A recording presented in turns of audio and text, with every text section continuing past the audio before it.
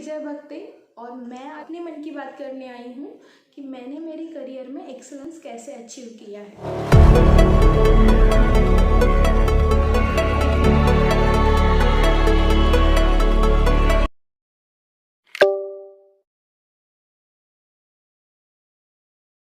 तो जैसे मैं मेरा पहला जॉब कैसे लगा, या मैं पहले फार्मा मार्केटिंग में थी, then I have switch to clinical research industry. तो तब मैंने क्या चीज़ें सोची थी, तो हो सकता है मेरा एक्सपीरियंस आपके लाइफ में कुछ काम में आए। दैट्स वाई मैं मेरा ये एक्सपीरियंस शेयर करना चाहती हूँ। अगर आप करियर में एक्सेलेंस अचीव करना चाहते हो तो सबसे इम्पॉर्टेंट अगर कुछ होगा तो आपका बिहेवियर एंड स्किल सेट है। तो आज के डेट में ये दो चीज़ें बहुत इम्पॉर्टेंट है, एंड देन ऑब्वियसली नॉलेज भी इम्पॉर्टेंट है। ऐसा नहीं कि स्किल सेट्स एंड बिहेवियर अच्छा रहेंगे एंड नॉलेज कुछ नहीं रहेगा तो करियर ग्राफ आपका चढ़ता हुआ रहेगा। उसके लिए नॉलेज भी उतना ही इम्पॉर्टेंट है, बट नॉलेज से ज़्यादा अगर रेटिंग देना रहेगा तो मैं स्किल सेट एंड बिहेवियर को दूंगी। तो फार्मा मार्केटिंग की स्टोरी बताना चाहूँगी कि जब मैंने मेरा पहला जॉब मुझे लगा था तो that time obvious as a fresher हमें कुछ नहीं पता रहता है। तो फर्स्ट मेरा माइंडसेट यही था कि मुझे एक्चुअल मार्केटिंग में क्या होता है, कैसे डॉक्टर्स को कॉल किया जाता है, वेटिंग में क्या करना चाहिए। तो ये सारी चीज़ें मुझे मेरे बॉस सिखाते थे, तो मैं उनको भी ऑब्जर्व करती थी। लाइक मेरे बॉस में क्या अच्छा है, या फिर वो किस तरह से डॉक्टर को कन्विंस करते हैं, या वो अपना प्रिस्क्रिप्शन बेस बढ़ाने के लिए क्या टेक्निक्स यूज़ करते हैं। Obviously each one has their own strategies, और जिसकी स्ट्रैटेजीज नहीं होती है करियर में वो कभी ग्रो नहीं कर सकते हैं। तो मैंने उनको ऑब्जर्व किया and then I decided my own strategies कि मुझे कैसे एक्सेलेंस अचीव करना है इस जॉब में। तो जब मैंने सर्वे क्या किया कि जब मैंने ज्वाइन किया था तो जो मेरा टेरिटरी था वहाँ पे क्या सेल है, तो वहाँ पे बहुत ज़्यादा सेल्स नहीं था मेरे प्रोडक्ट का। ना ही मेरे प्रोडक्ट को सब जानते थे, बट कोई लिखता नहीं था, मतलब प्रिस्क्रिप्शन बेस नहीं था। तो ये मेरा ओन सर्वे था, मुझे बताया नहीं था मेरे बॉस ने। सो हमें मेरा फर्स्ट लर्निंग आपके लिए यही रहेगा कि आपको आपके बॉस ने जो टास्क दिए हैं वो तो आपको करने ही करने हैं, बट कंपनी का ग्रोथ होने के लिए आपको क्या करना है अलग से, उसकी स्ट्रैटेजीज आपको बनाना शुरू करनी है। तो माई स्ट्रैटेजीज बनाने के लिए पहले आपको हर चीज़ पता भी होनी चाहिए। तो उस कंपनी का मेरे जो प्रोडक्ट्स थे, तो मेरे पास 3 ही प्रोडक्ट्स थे, तो उस 3 प्रोडक्ट की क्या प्रिस्क्रिप्शन वैल्यू है या बेस क्या है मेरे एरिया में, ये मैंने सर्च किया। तो मुझे पता चला कि बहुत ज़्यादा सेल नहीं है। तो आपको मैं बताना चाहूँगी मेरा फर्स्ट सैलरी अराउंड 5000 समथिंग था, और ये मेरे खर्चे से कम था। इवन दो मैंने मेरे फर्स्ट जॉब में मेरे बॉस को या जो भी मेरा इंटरव्यू ले रहे थे उनको मैंने कभी नहीं पूछा कि आप मुझे कितना सैलरी दे रहे हो, क्योंकि मैं ये सोचती थी कि मैं उनके लिए कितना बिजनेस दे रही हूँ। ये जब मैं बोलने के लायक रहूँगी तब जाके मैं उनको पूछूंगी कि आप मुझे इतना सैलरी दो। तो मैंने कभी उनको सैलरी, मुझे लिटरली 1 मंथ तक ये नहीं पता था, ना ही मैंने सोचा था कि मुझे वो लोग कितना सैलरी दे रहे। मुझे अराउंड 5500 समथिंग कुछ सैलरी मिलने वाला था विद एक्सपेंसेस, एंड मुझे याद है तब मेरा खर्चा, मैं हॉस्टल में रहती थी तो मोर देन 8000 था। तो मैंने उनकी बातें सुनी, उन्होंने मुझे जो जो टास्क दिए थे वो अकम्प्लिश किए। मैंने अपने ओन स्ट्रेटेजीज बनाना शुरू किया।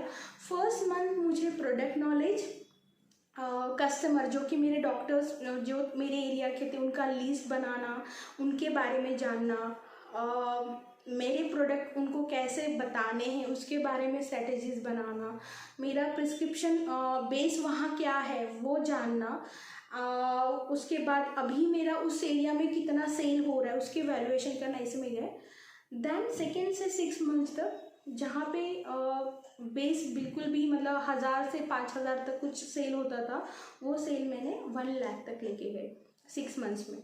और मेरे जो प्रोडक्ट थे उनकी वैल्यूएशन भी बहुत ज़्यादा नहीं थी। एंड देन मैंने मेरे बॉस को बोला कि अब मुझे ग्रोथ चाहिए, मुझे इतना सैलरी चाहिए। तो तभी भी मैंने बहुत सैलरी नहीं मांगा था, मैंने जस्ट थोड़ा बहुत हाइक मांगा था। मुझे ये बताते हुए बहुत खुशी होती है कि मुझे पता है 6 मंथ्स के बाद कितना ग्रोथ मिला। मेरा जो पेमेंट 5,500 था, मुझे विथ एक्सपेंसेस मोर देन 11,000 मिलने लगा था, प्लस अलग से इंसेंटिव्स। तो सेकेंड थिंग, मैंने क्या सर्वे किया, जिस कंपनी के लिए मैं जो काम कर रही हूँ सही में वो कंपनी उतनी एस्टैब्लिश है क्या, या वो मुझे जितना सैलरी चाहिए उतना दे सकती है क्या। तो वो सर्वे में मुझे पता चला कि ये नहीं दे सकती। तो मैंने 6 मंथ्स के बाद मेरे एक्सपेक्टेशन बताया, और मुझे जो ग्रोथ चाहिए मोनेटाइजेशन वाइज भी एंड पोजीशन वाइज भी, या जैसे प्रोडक्ट वहाँ मैंने बताया 3 ही प्रोडक्ट थे, वो बहुत ही कोई ऐसे प्रोडक्ट नहीं थे कि जो मुझे बेचने में मज़ा आए। तो मैंने सेकेंड कंपनी ज्वाइन की जहाँ पे मुझे डबल सैलरी मिला विथ इंसेंटिव अलग से। तो अभी वो क्यों मिला, क्योंकि कहीं ना कहीं उन लोगों ने मुझे यहाँ पे काम करते वक्त देखा था। उन्होंने जब मेरा सर्वे किया होगा, यार मैंने जैसे बताया कि मैं ये एरिया में काम करती हूँ, तो वहाँ पे मुझे पता है आपको, मेरे वो प्रोडक्ट के नाम से जानते थे कि, और इतना मैंने उस छोटे से, मेरा बहुत छोटा एरिया था, उस एरिया में मैंने इतना काम किया था कि एवरी रिनाउंड गायनाकोलॉजिस्ट वो मेरा प्रोडक्ट लिखती थी। और जब भी मैं कॉल पे भी बैठती थी और जिसको भी पता चलता था कि वो प्रोडक्ट मेरा है, they used to give me a respect.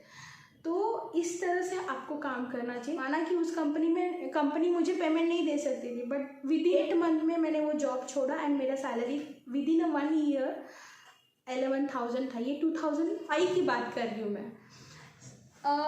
जब मैंने क्लिनिकल रिसर्च इंडस्ट्री ज्वाइन किया था, तब तक मेरा salary more than 15,000 plus incentive वगैरह। मैं मल्टीनेशनल कंपनी में काम कर रही थी। Then again I took the risk, मैंने ये कोर्स किया, और तब मुझे अब एंट्री करना था। आपको लगेगा बाप रे कितना बड़ा रिस्क था, बट आई नो दैट कि हाँ, मेरा पेमेंट फिर से जितना मैं कमा रही हूँ, मैंने ये रिस्क इसलिए लिया क्योंकि मुझे पता था मार्केटिंग से ज़्यादा सैलरी या ग्रोथ फाइनेंशियल वाइज या पोजीशन वाइज मुझे क्लिनिकल रिसर्च इंडस्ट्री में बहुत जल्दी मिलेगी, जो कि मार्केटिंग में मुझे बहुत टाइम लगेगा। तो मैंने क्लिनिकल रिसर्च इंडस्ट्री अगेन 2008 में ज्वाइन किया। 2009 जनवरी को मैंने जॉब शुरू किया था। तो उस जॉब में मेरा फर्स्ट सैलरी 3,000 रुपीज़ था। मैंने तभी भी मेरे बॉस को नहीं पूछा कि आप मुझे कितना, और मैं एज अ ट्रेनी ज्वाइन की थी, ट्रेनी क्लिनिकल रिसर्च कोऑर्डिनेटर। तभी भी मैंने मेरे बॉस को कभी नहीं पूछा, या इवन मेरे डॉक्टर को नहीं पूछा कि आप मुझे कितना सैलरी दोगे। मैंने जस्ट फर्स्ट डे से लर्निंग शुरू किया मेरा। मैं जस्ट 1 प्रोजेक्ट पे डेलीगेटेड थी जब मैंने ज्वाइन किया, और मैं किसी को असिस्ट करती थी, मतलब 2 और क्लिनिकल रिसर्च कोऑर्डिनेटर थे, उनको मैं असिस्ट करती थी। इन 6 मंथ्स मैं वो पूरे साइट को संभालती थी, मतलब पूरे हॉस्पिटल को क्लिनिकल रिसर्च डिपार्टमेंट में संभालती थी। तब 6 प्रोजेक्ट थे उनके पास, 6 के 6 प्रोजेक्ट पे मैं मेन CRC थी। आने वाले जो भी नए कोऑर्डिनेटर्स थे उनको मैं ट्रेनिंग देती थी, प्लस मैंने एक इंस्टीट्यूट को एज अ फैकल्टी पढ़ाना शुरू किया था क्लिनिकल ट्रायल मैनेजमेंट।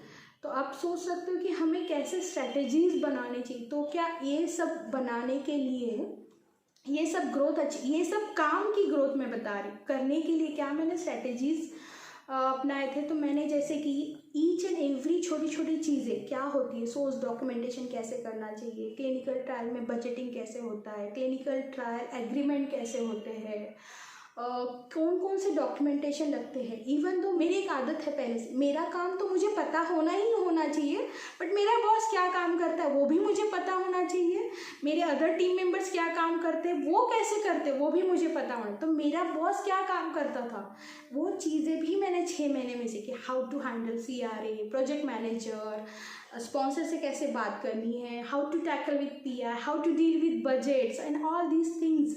तो उनको मेल कैसे करने हैं, उनको मेल कम्युनिकेशन में किस तरह से कम्युनिकेशन होना चाहिए, ये सारी चीज़ें। तो हम अगर इतनी छोटी छोटी चीज़ें सीखते हैं ना, और आपको पता है ये काम मैं 10 से 6 कभी नहीं कर पाती थी। मुझे मतलब मैं कभी साइट पे 8, साढ़े 8, 9 बजे जाती थी, एंड मैं साइट पे 10 बजे तक, साइट मतलब हम हॉस्पिटल्स को साइट्स बोलते हैं क्लिनिकल रिसर्च लैंग्वेज में, तो 10-10 बजे तक मैं साइट पे बैठी रहती थी और छोटी से छोटी चीज़ें, मतलब मुझे ऐसा था कि मैं जब काम कर रही हूँ तो मेरा बॉस इतना रिलैक्स होना चाहिए, उस वो कभी साइट पे भी नहीं आए तो भी चलेगा।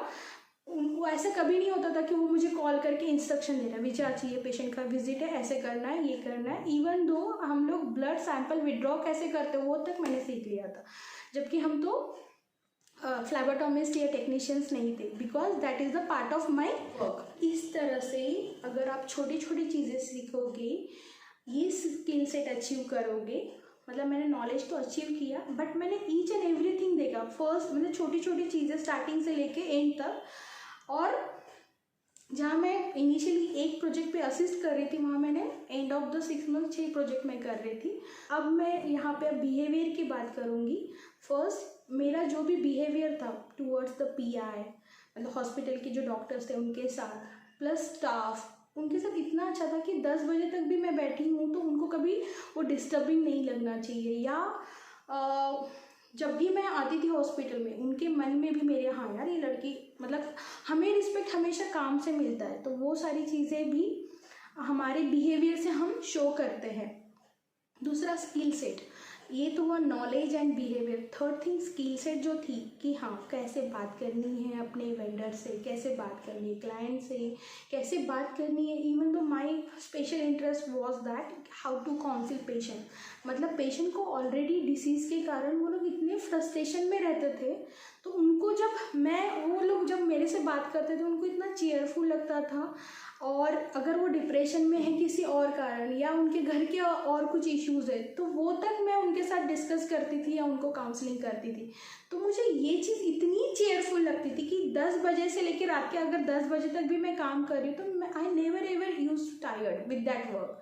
तो अगर आप इस तरह से काम करोगे ना, दो आपका जो करंट कंपनी, हो सकता है आप वो इतना लायक नहीं है या इतना कैपेबल नहीं है कि आपको जो चाहिए वो पेमेंट मिले, बट आपका दूसरा कंपनी ज़रूर मिल जाएगा जहाँ पे आप मोर देन एक्सपेक्टेड आपको सैलरी भी मिल जाएगा और आपको पोजीशन वाइज भी ग्रोथ मिलेगी। तो जहाँ जहाँ मैंने काम किया है, पहले मैं काम करती थी एंड देन मैं सैलरी के बारे में सोचती थी। आज के डेट में जब भी स्टूडेंट्स या कोई एम्प्लॉई काम करने आता है तो उनका मेन कंसर्न सैलरी होता है कि मैम कितना सैलरी रहेगा।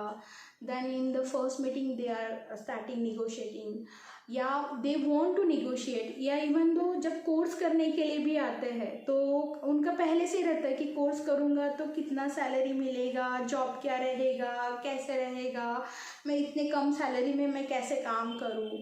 मेरा यही उनके लिए रहेगा, अभी तो आपको कुछ नहीं मिल रहा है, तो अगर आप इनिशियल कुछ मंथ ये मेरे जो स्ट्रेटेजीज है उस पर वर्क ऑन करोगे ना, आपने जितना एक्सपेक्ट नहीं किया उससे ज़्यादा आपको मिलेगा। एंड आप कभी ये भी सोचो कि आपको कोई सैलरी क्यों देगा, like you are giving them business and then return of that business company will pay you. तो आपको हमेशा, अगर आप ये चीज़ याद रखोगे ना, तो आप अपने लाइफ में कभी भी जॉबलेस नहीं रहोगे। आपके पास इतना काम रहेगा, दो आप कोई भी एरिया में रहोगे, कुछ भी रहेगा, आप फ्रीलांसिंग भी कर सकते हो। तो इवन दो मैंने आपको जैसे बोला था नागपुर में इनिशियली बहुत कम अपॉर्चुनिटीज़ थी, बट मैं कभी भी कोई एक महीना मेरे लाइफ में ऐसा नहीं रहा है कि मैं जॉबलेस रही हूँ या मुझे मेरी जो स्किल सेट है उससे कम सैलरी मिला है।